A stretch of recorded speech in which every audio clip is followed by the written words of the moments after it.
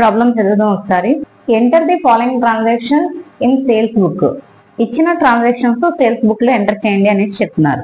13 April 1న sold goods to money, మనీకి అమ్మిన సరుకు అనేసి చెప్తున్నాం. బ్రాకెట్ లో మనకి ఇన్వాయిస్ నెంబర్ అనేది మనకి 102 అనేసి చెప్తున్నాం. అమౌంట్ చూస్తే 5000. ట్రాన్సాక్షన్ ఏప్రిల్ 4న సోల్డ్ గుడ్స్ టు నవీన్ కి అమ్మిన సరుకు అనేసి చెప్తున్నాం. మనకి ఇన్వాయిస్ నెంబర్ 128 అనేది ఇచ్చాడు. అమౌంట్ 2000. నెక్స్ట్ ట్రాన్సాక్షన్ మనకి ఏప్రిల్ 10న సోల్డ్ గుడ్స్ టు నేహాకు అమ్మిన సరుకు ఎంత ఉంది అంటే 2500. ఇన్వాయిస్ నెంబర్ మనకి 135 అనేసి ఇచ్చారు. నెక్స్ట్ ట్రాన్సాక్షన్ ఏప్రిల్ 15న సోల్డ్ గుడ్స్ టు సుమన్ కు అమ్మిన సరుకు అనేసి చెప్తున్నాం. ఇన్వాయిస్ నెంబర్ మనకి 142 ఉంది. Amount 7000. Next transaction April 18th sold goods to Prashanth కి అమ్మిన సరుకు అనేసి చెప్తున్నాం. మనకి ఇన్వాయిస్ నెంబర్ 145, అమౌంట్ 8000 ఉంది. అలాగే ఈ ట్రాన్సాక్షన్ లో మనకి ట్రేడ్ డిస్కౌంట్ అనేది కనబడుతుంది 10%. ఆల్రెడీ ట్రేడ్ డిస్కౌంట్ ఇచ్చినప్పుడు మనం ప్రాబ్లం చేసాము, ఇప్పుడు కూడా చేద్దాము. డిస్కౌంట్ అనేది క్యాలిక్యులేట్ చేయాల్సి ఉంటుంది. ఏప్రిల్ 20కి ఉన్న ట్రాన్సాక్షన్ చూద్దాం.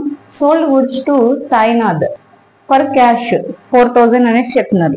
సాయినాథ్ కు నగదుకు అమ్మిన సరుకు 4000 అనేసి చెప్తున్నాం. మనకి క్యాష్ సేల్స్ అనేవి తీసుకోమని ఆల్రెడీ రూల్స్ చెప్పాం. కాబట్టి ఈ ట్రాన్సాక్షన్ అనేది సేల్స్ బుక్ లో ఎంటర్ చేయకూడదు. రిమైనింగ్ ఉన్న ట్రాన్సాక్షన్స్ సేల్స్ బుక్ లో ఎంటర్ చేద్దాం. సేల్స్ బుక్ అనేది చేయడానికి ఫార్మాట్ అనేది ఈ విధంగా తీసుకున్నాం. మనం పైన సేల్స్ బుక్ అని పెట్టాం. ఇక్కడ ఇన్వాయిస్ నెంబర్ సంబంధించిన మోడల్ కాబట్టి ఇన్వాయిస్ నెంబర్ అని బ్రాకెట్ లో పెట్టుకున్నాం. మనం 42 particulars, outward invoice, LF number, amount ఈ విధంగా తీసుకోవాల్సి ఉంటుంది. ఇప్పుడు మనం డేట్ కాలమ్ లో డేట్ అనేది రాద్దాం.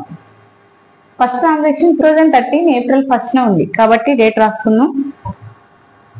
2013 ఏప్రిల్ 1 డేట్ కాలమ్ లో మనం డేట్ అనేది వేసాము. ఇప్పుడు పర్టికులర్స్ లో ఇక్కడ ఫస్ట్ ఉన్నది ఏంటి అంటే మనీకి సంబంధించిన ట్రాన్సాక్షన్ కాబట్టి మనీ అని రాసుకున్నాం. మనీ ఇక్కడ ట్రాన్సాక్షన్ ఒకసారి అబ్జర్వ్ చేస్తే సోల్డ్ గుడ్స్ టు మనీకి అమ్మిన సరుకు అనేసి చెప్తున్నాం. కాబట్టి మనం పర్టికులర్స్ లో మనీ అనేసి రాసుకోవడం జరిగింది. ఇన్వాయిస్ నెంబర్ ఇచ్చారు, ఎంత ఉంది అంటే 102 ఉంది. కాబట్టి మనం ఇన్వాయిస్ నెంబర్ అవుట్వర్డ్ ఇన్వాయిస్ లో 102 ఇన్వాయిస్ నెంబర్ అనేది మనం ఈ విధంగా రాసుకోవాల్సి ఉంటుంది. నెక్స్ట్ అమౌంట్ కాలంలో అమౌంట్ వేద్దాం. ఫస్ట్ ట్రాన్సాక్షన్ అమౌంట్ ఎంత అంటే 5000.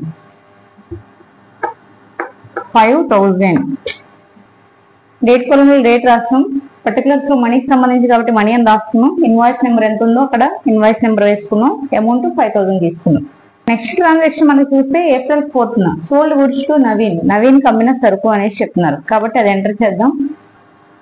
ఏప్రిల్ 4th నవీన్ అని ఈ విధంగా రాసుకుని ఇన్వాయిస్ నెంబర్ ఇక్కడ ఎంత ఉంది అంటే 128 ఉంది. కాబట్టి 128.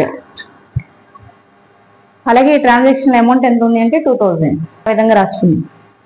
నవీన్ కి సంబంధించిన ట్రాన్సాక్షన్ కాబట్టి నవీన్ అని రాసాం. ఇన్వాయిస్ నెంబర్ 128 వేసుకున్నాము. అమౌంట్ 2000 తీసుకున్నాం. నెక్స్ట్ ట్రాన్సాక్షన్ మనకి 10th సోల్డ్ గుడ్స్ టు నేహాకు అమ్మిన సరుకు అనేసి చెప్తున్నాం.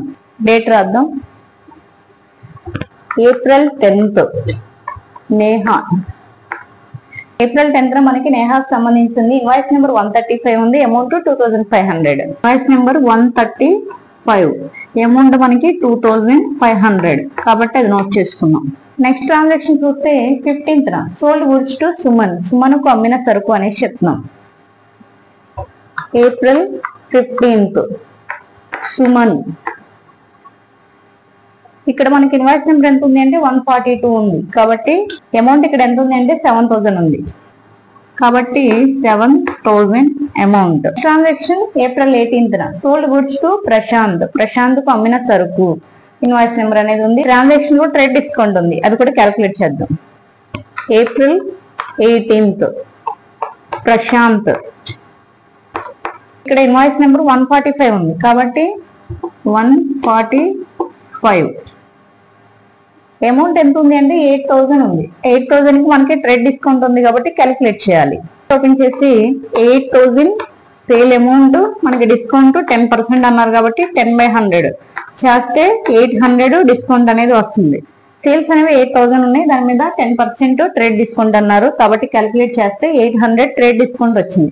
ఇప్పుడు మనం ఏం చేస్తామంటే సేల్స్ నుంచి ట్రేడ్ డిస్కౌంట్ అనేది మైనస్ చేసుకోవాలి. కాబట్టి 8000 - 800 లెస్ చేస్తే మనకి 7200 అనేది వస్తుంది. 8000 నుంచి 800 మైనస్ చేస్తే 7200 అనేది వస్తుంది. కాబట్టి మనం అమౌంట్ కాలంలో 7200 అనేది వేయాలి. 7200 అనేది ఎంటర్ చేసుకుందాం. నెక్స్ట్ ట్రాన్సాక్షన్ చూస్తే April 20 sold goods to Sainath for cash. Sainath కు నగదుకు అమ్మిన సరుకు అనేసి చెప్తున్నాం. అది రాదని ఇంతకు ముందు కూడా చెప్పాం. క్యాష్ సేల్స్ అనేవి మనం ఇక్కడ ఎంటర్ చేసుకోకూడదు. ఓన్లీ క్రెడిట్ సేల్స్ మాత్రమే తీసుకుంటాం. ఇక్కడికి ట్రాన్సాక్షన్స్ కంప్లీట్ అయినాయి కాబట్టి ఇప్పుడు మనం ఏం చేస్తామంటే టోటల్ చేసుకోవాలి. ఇక్కడ ఉన్న అమౌంట్స్ ఏవైతే ఉన్నాయో అవన్నీ కూడా మనం టోటల్ చేస్తే ఎంత వస్తుంది అంటే 23,700 వస్తుంది. 23,700 విధంగా మనం అన్ని అమౌంట్స్ టోటల్ చేస్తే 23,700 వచ్చింది. ఇక్కడ మనం టోటల్ అని రాదు, టోటల్ అనేసి ఈ విధంగా చూపించాల్సి ఉంటుంది. టోటల్ ఎంత అంటే 23,700. ఈ విధంగా మనకి ఏంటంటే ఇన్వాయిస్ నెంబర్ ఇచ్చినప్పుడు ఈ విధంగా నోట్ చేసుకోవాల్సి ఉంటుంది. ఇన్వాయిస్ నెంబర్ లేకపోతే మనం డైరెక్ట్ గా సీరియల్ నెంబర్ అనేది ఎంటర్ చేసుకున్నాం. ఇంతకుముందు ప్రాబ్లమ్స్ అన్ని కూడా సీరియల్ నెంబర్ తీసుకున్నాం. ఈ ప్రాబ్లమ్ లో మనకి ఇన్వాయిస్ నెంబర్ చెప్పారు కాబట్టి ఇన్వాయిస్ నెంబర్ అనేది ఎంటర్ చేసుకున్నాం. ఇక్కడికి మనకి ప్రాబ్లం అనేది కంప్లీట్ అయింది. మనం సేల్స్ బుక్ ప్రిపేర్ చేయమన్నారు కాబట్టి సేల్స్ బుక్ అనేది ప్రిపేర్ చేస్తాం. క్లాస్ లో మనకి ఏంటంటే నెక్స్ట్ మోడల్స్ అనేవి చెప్పుకుందాం. ఐ హోప్ మీకు వీడియో నచ్చింది అనుకుంటున్నాను. నచ్చితే లైక్ చేయండి, షేర్ చేయండి, సబ్స్క్రైబ్ చేయండి. మన ఛానల్లో ఏంటంటే కెరీర్ గైడెన్స్ సంబంధించి కూడా చెప్తున్నాం కాబట్టి ఆ వీడియోస్ ఎవరికైనా కావాలంటే ఒకసారి చూడండి.